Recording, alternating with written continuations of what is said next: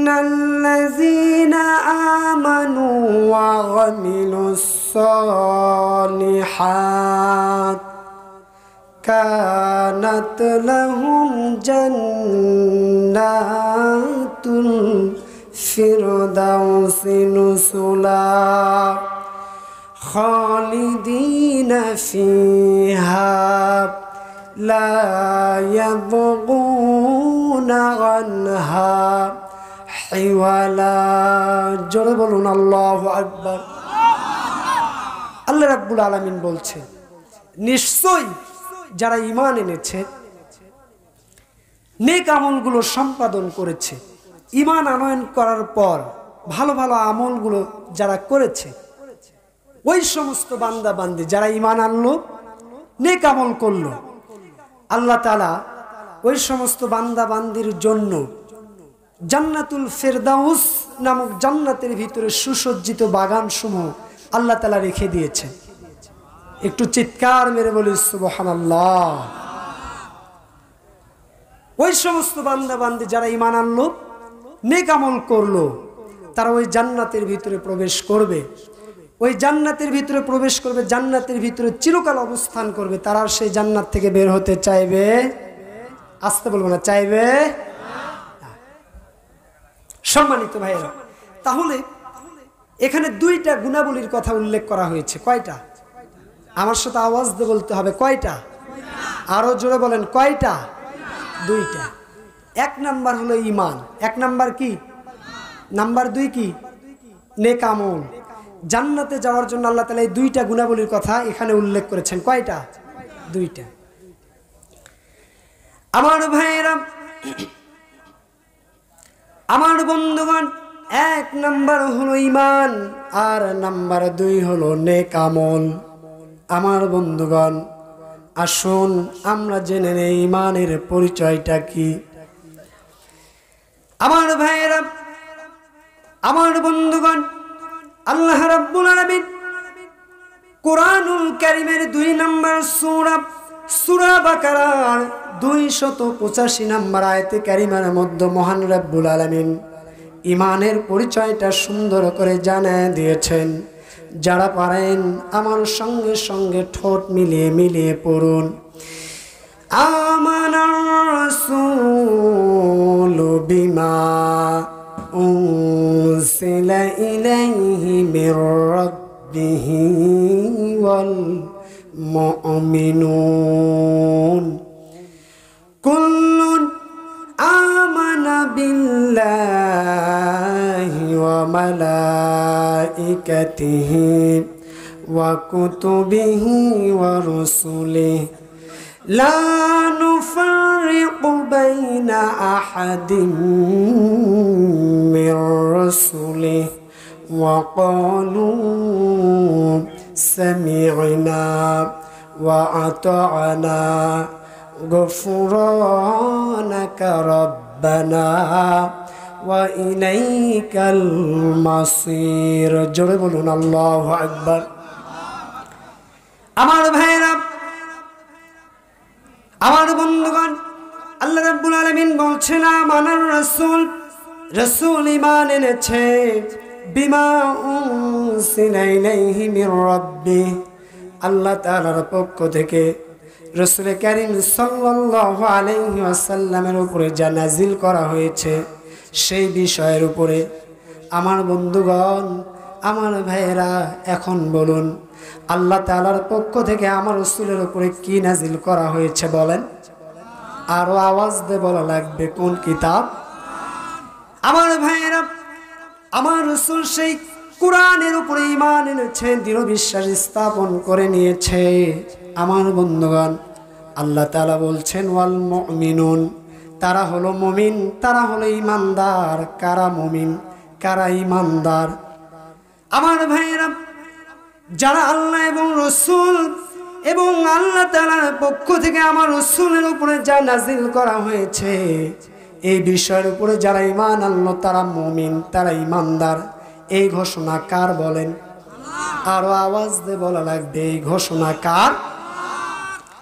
আমার ভাইয়েরা, যারা ঈমানদার, যারা মুমিন, তারা বলে কি বলে? কুল্লুন তারা বলে আমানা বিল্লাহি ওয়া মালাইকাতিহি ওয়া কুতুবিহি ওয়া রাসূলিহি। তারা বলে আমরা আল্লাহ তাআলার প্রতি ঈমান এনেছি, আল্লাহ তাআলার সমুদয় সমস্ত ফেরেশতা সমূহের প্রতি ঈমান এনেছি, আল্লাহ তাআলার সমুদয় সমস্ত কিতাব সমূহের প্রতি ঈমান এনেছি, আল্লাহ তাআলার সমুদয় সমস্ত নবী রাসূলগণের প্রতি ঈমান এনেছি। আমার বন্ধুগণ, এই ঘোষণা দেয় কারা বলেন? কারা ঘোষণা দেয় এই ঘোষণা? ঈমানদাররা দেয়। কারা? ঈমানদাররা, মুমিনেরা এই ঘোষণা দেয়। আমার ভাইয়েরা, আমার বন্ধুগণ, ঈমানদাররা আরো কি বলে? লা নুফাররিকু বাইনা আহাদিন মির রাসূলিহি। তারা বলে আমরা আল্লাহ রাসূলদের ভিতরে কোনো মত পার্থক্য সৃষ্টি করি নাকি? ঈমানদাররা যদি আল্লাহ রাসূলদের ভিতরে মত পার্থক্য সৃষ্টি করে, এরা ঈমানদার হতে পারে? আসতে বলবেন না, পারে? আমার ভাইয়েরা, ঈমানদাররা আরো বলে ওয়াকালু সামি'না ওয়া আতা'না। তারা বলে আমরা আল্লাহ রাসূল এবং ইসলাম থেকে যা কিছু শুনলাম, সামি'না, যা কিছু শুনলাম, ওয়া আতা'না, সঙ্গে সঙ্গে আমরা তা মেনে নিলাম। এই ঘোষণা কার? ঈমানদাররা আল্লাহ রাসূল ইসলাম থেকে কোনো কিছু শোনার পর তা মেনে নেওয়ার জন্য কোনো শর্ত আরোপ করে নাকি? কন্ডিশন আরোপ করে? আমার ভাইরা, ঈমানদাররা আরো বলে গফরানাকা রাব্বানা, হে আমাদের রব, আপনি আমাদেরকে ক্ষমা করুন, মাফ করুন। ঈমানদাররা ক্ষমা চায় কার কাছে বলেন? আমরা তো ইনসান, আমরা তো মানুষ। ইনসানের একটা অর্থ হলো ভুলে যায়। মানুষের ভুলে যাওয়ার প্রবণতা আছে না নেই? আছে না? আমাদের ভুলে যাওয়ার প্রবণতা আছে। আমাদের আদি পিতা সাইয়েদনা আদম আলাইহিস সালাতু ওয়াস সালাম, তাকে যখন আল্লাহ তাআলা জান্নাতে থাকতে দিলেন, সঙ্গে আমাদের আদিমাতা হাওয়া আলাইহিস সালাতু ওয়াস সালামকে জান্নাতে থাকতে দিলেন। আল্লাহ বললেন, ও আদম, হাওয়া, তোমরা জান্নাতের ভিতরে বসবাস করো, জান্নাতের যত নাজ নিয়ামত আছে এগুলো উপভোগ করো, যা দরকার তোমরা এখান থেকে গ্রহণ করো, কিন্তু খবরদার খবরদার তোমরা ওই গাছের নিকটবর্তী হইও না। কোন গাছ? ওই নিষিদ্ধ গাছের নিকটবর্তী হইও না। যদি তোমরা তা হও তাহলে তোমরা সীমা লঙ্ঘনকারীদের পরিচয় প্রদান করবে, ঠিক কিনা? সেই দিন আমার আদি পিতা আদম আলাইহিস সালাতু ওয়াস সালাম, আদিমাতা হাওয়া আলাইহিস সালাতু ওয়াস সালাম আল্লাহর হুকুমকে কিন্তু লঙ্ঘন করেন নাই, করেছিলেন? বরং আমার আদি পিতা আদম আলাইহিস সালাতু ওয়াস সালাম, আদিমাতা হাওয়া আলাইহিস সালাতু ওয়াস সালাম তারা আল্লাহর নির্দেশের কথা ভুলে গিয়েছিলেন। আমরাও সেই বনি আদমের সন্তান, আমাদেরও ভুলে যাওয়ার প্রবণতা আছে না নাই? আসতে বলবেন না, আছে না নাই? আমার ভাইরা, এই জন্য আমাদের দ্বারা গুনাহ হয়ে যাবে। গুনাহ হয়ে যাওয়া কোনো অস্বাভাবিক বিষয় নয়, আশ্চর্যের কোনো বিষয় নয়, হতবাক হওয়ার কোনো বিষয় নয়। আমার ভাইয়েরা, আশ্চর্যের বিষয় হলো বান্দার দ্বারা গুনাহ সংগঠিত হয়ে গেল, বান্দা গুনার উপরে অবিচল থাকলো, টিকে থাকলো। আওয়াজ দে বলি, ঠিক কিনা? গুনাহ হয়ে যাবে, গুনাহ হয়ে যাওয়ার পর আমরা ক্ষমা চাইবো কার কাছে? আসতে বলবেন না, কার কাছে? আমার ভাইয়েরা, ঈমানের পরিচয়টা দিতে গিয়ে আল্লাহ রাব্বুল আলামিন কুরআনুল কারীমের 4 নম্বর সূরা নিসার 136 নম্বর আয়াতে কারিমার মধ্যে মহান রাব্বুল আলামিন সুন্দর করে জানায়া দিয়েছেন। আমার বন্ধুগণ, খুবই কমন আয়াত, আমার সঙ্গে সঙ্গে ঠোঁট মিলিয়ে মিলিয়ে পড়ুন। আল্লাহ রাব্বুল আলামিন বলছেন, ইয়া আইয়ুহাল্লাযীনা আমানু আমিনু বিল্লাহি ওয়া রাসূলিহি। জোরে বলুন আল্লাহু আকবার। আল্লাহ রাব্বুল আলামিন বলছেন, হে ঈমানদারগণ, হে মুমিনগণ, তোমরা আমি আল্লাহ তাআলা এবং আমার রাসূলের প্রতি ঈমান আনো। আমার বন্ধুগণ, আমার ভাইয়েরা, এখন আপনাদের সামনে প্রশ্ন রাখতে চাই, আল্লাহ তাআলা এখানে কাদেরকে ঈমান আনতে বলতেছেন বলেন? আপনারা কি বুঝেছেন আমার কথা? কাকে বলতেছেন আবার ঈমান আনার কথা? ঈমানদারদেরকে আবার বলতেছেন তোমরা আমি আল্লাহ তাআলা এবং রাসূলের প্রতি ঈমান আনো। এখানে একটা লক্ষণীয় বিষয় আছে, তা হলো কেন আল্লাহ তাআলা আবার ঈমানদারদেরকে বলতেছেন তোমরা আমি আল্লাহ তাআলা এবং রাসূলের প্রতি ঈমান আনো? কেন? কারণটা কি? আমার ভাইয়ের পিছনে কারণ হলো এই দ্বিতীয় অর্থে ঈমান আনার কথা বলে আল্লাহ রাব্বুল আলামিন ওই সমস্ত বান্দা বান্দীদেরকে লক্ষ্য করে বলতেছেন যারা শুধু মুখে মুখে ঈমানের দাবি করে। আল্লাহ তাআলা বলছে, ও বান্দা বান্দি, শুধু মুখে মুখে ঈমানের দাবি করলে চলবে না। ঈমানের যতগুলো বিষয় আছে মুখে ঘোষণা দিয়া, অন্তর দ্বারা দৃঢ় বিশ্বাস স্থাপন করে নিয়া, ঈমানের যতগুলো বিষয় আছে মুখে ঘোষণা দিয়া, অন্তর দ্বারা দৃঢ় বিশ্বাস স্থাপন করে নিয়া, কাজে কর্মে আমলে ও বান্দা বান্দি তোমরা বাস্তবায়ন করো। কিন্তু আমরা এমন ঈমানদার, আমরা শুধু মুখে মুখে ঈমানের দাবি করি, কিন্তু কাজে কর্মে আমলে আমরা ঈমানের আশেপাশেও আছে নাকি বলেন? আসতে বলবেন, আছে নাকি? আমার ভাইয়েরা, তাফসীরের মধ্যে এসেছে এই দ্বিতীয় অর্থে ঈমান আনার কথা বলে আল্লাহ রাব্বুল আলামিন ঈমানদারদেরকে তাকওয়া গুণাবলী অর্জন করার কথা বলেছেন। কি গুণাবলী বলেন? তাকওয়া কি? তাকওয়া অর্থ হলো আল্লাহ ভীতি। তাকওয়া অর্থ কি? আল্লাহ ভীতি। যে বান্দা নিজেকে ঈমানদার দাবি করে, মুমিন দাবি করে, এই বান্দা আল্লাহকে ভয় করবে কম না বেশি? আসতে বলবেন না, কম না বেশি? আমার ভাইয়েরা, আমার বন্ধুগণ, খলিফাতুল মুসলিমিন আমিরুল মুমিনিন উমর রাদিয়াল্লাহু তাআলা আনহুর শাসন আমলে আমার ভাইয়েরা, উমর রাদিয়াল্লাহু তাআলা আনহু আল্লাহর নবী সাল্লাল্লাহু আলাইহি ওয়াসাল্লামের একজন সাহাবী, যার নাম হলো উবাই ইবনে কাব রাদিয়াল্লাহু তাআলা আনহু। তাকে লক্ষ্য করে বললেন, ও ভাই উবাই ইবনে কাব, তুমি আমার সামনে একটু তাকওয়ার ব্যাখ্যা দাও তো দেখি। আমার বন্ধুগণ, ওই সময় উবাই ইবনে কাব রাদিয়াল্লাহু তাআলা আনহু খলিফাতুল মুসলিমিন আমিরুল মুমিনিন উমর রাদিয়াল্লাহু তাআলা আনহুকে লক্ষ্য করে বলেছিলেন, ও ভাই উমর, আপনি কি কখনো পাহাড় ঘেঁষে কাঁটাযুক্ত পথ কখনো অতিক্রম করেছেন নাকি? আমার ভাইয়েরা, খলিফাতুল মুসলিমিন আমিরুল মুমিনিন উমর রাদিয়াল্লাহু তাআলা আনহুর সঙ্গে সঙ্গে বললেন, ও ভাই উবাই ইবনে কাব, এরকম কাঁটাযুক্ত রাস্তা আমি তো বহুবার অতিক্রম করেছি। তখন উবাই ইবনে কাব রাদিয়াল্লাহু তাআলা আনহু বললেন, ও ভাই উমর, সেই কাঁটাযুক্ত পথ আপনি কেমনে অতিক্রম করেছেন, কিভাবে অতিক্রম করেছেন? আমার ভাইয়েরা, উমর রাদিয়াল্লাহু তাআলা আনহু ওই সময় বলেছিলেন, ও ভাই উবাই ইবনে কাব, আমি যখন পাহাড় ঘেঁষে কাঁটাযুক্ত পথ অতিক্রম করেছি, আমি খুব সাবধানতার সহিত আমার কাপড় চোপড়গুলো আঁটু ছোট করে এমনভাবে আমি ওই রাস্তা অতিক্রম করেছি যাতে আমার শরীরের ভিতরে একটা কাঁটার আঘাত যেন লেগে না যায়। জোরে বলি সুবহানাল্লাহ। আমার ভাইয়েরা, এবার উবাই ইবনে কাব রাদিয়াল্লাহু তাআলা আনহু বললেন, ও ভাই উমর, এটাই হলো তাকওয়ার ব্যাখ্যা।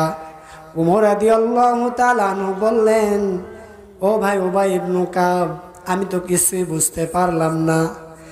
আমার ভাইরা, এবার উবাই ইবনে কাব রাদিয়াল্লাহু তাআলা আনহু বললেন, আমিরুল মুমিনিন খলিফাতুল মুসলিমিন, ও ভাই উমর শোনো, এই জমিনে আপনি চলাফেরা করবেন, এমনভাবে চলাফেরা করবেন যাতে আপনার দ্বারা আল্লাহর একটা বিধান যেন লঙ্ঘিত না হয়ে যায়। জোরে বলি সুবহানাল্লাহ।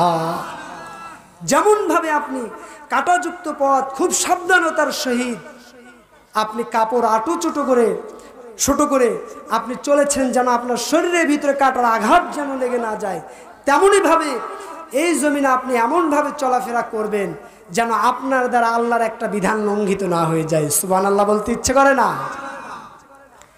আমার ভাইয়েরা, আমার বন্ধুগণ, এই তাকওয়া কি?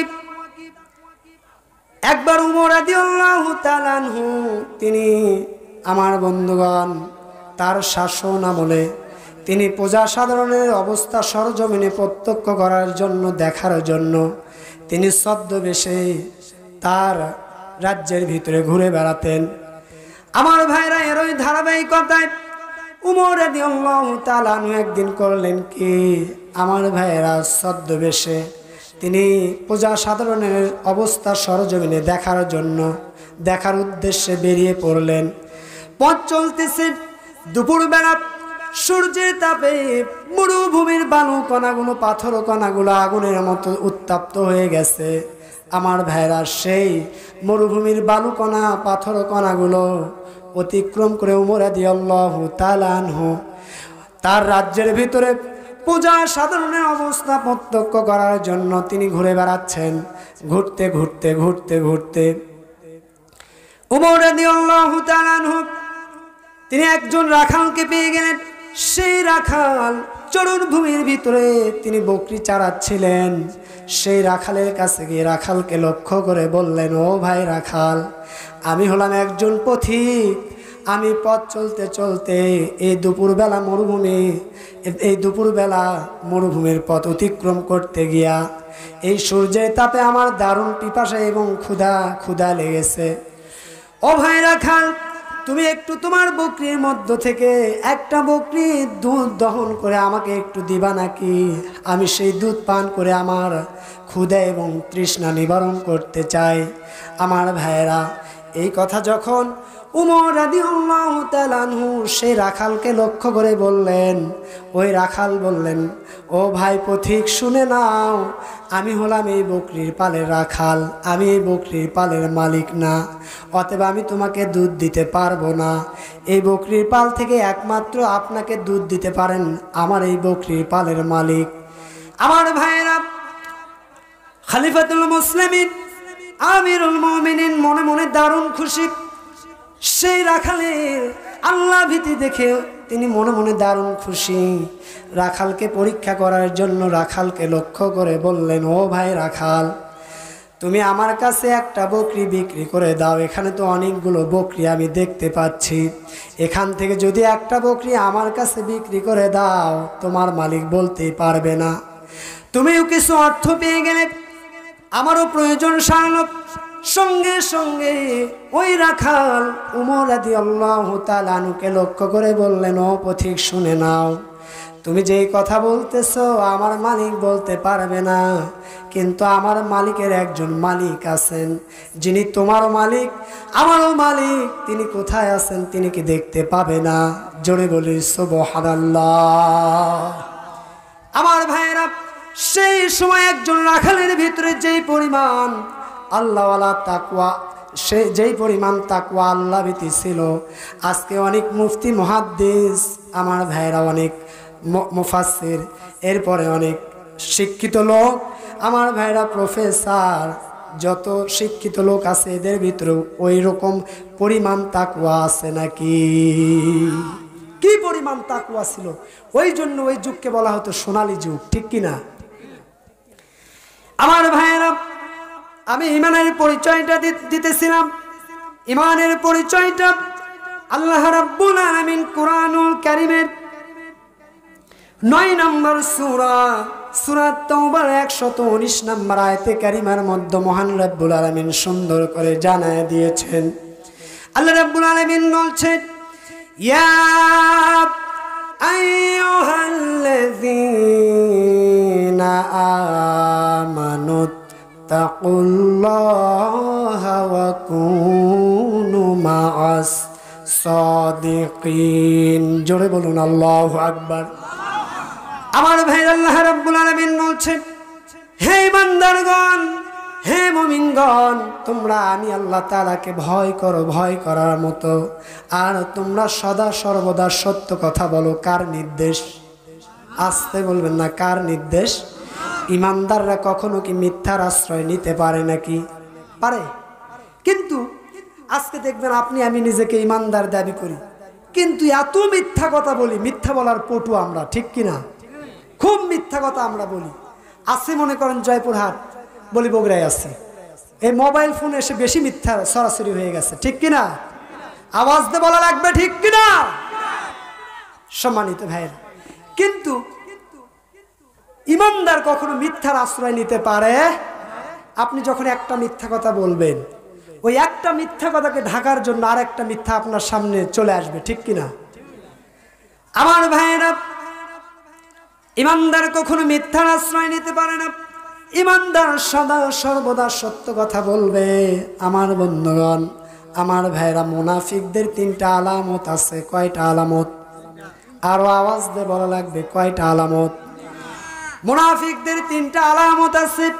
সেই 3টা আলামতের মধ্যে আমার বন্ধুগণ একটা আলামত হলো মুনাফিকেরা কথায় কথায় মিথ্যা কথা বলে। তাহলে আপনি আমি নিজেকে ইমানদার দাবি করি, মুমিন দাবি করি আমার ভাইরা, কিন্তু কথায় কথায় মিথ্যা কথা বলি। আমার ভাইরা, এই দুনিয়াতে আপনি আমি পৈতৃক সূত্রে মুসলমান, আমার বাবা মুসলমান, আমার দাদা মুসলমান।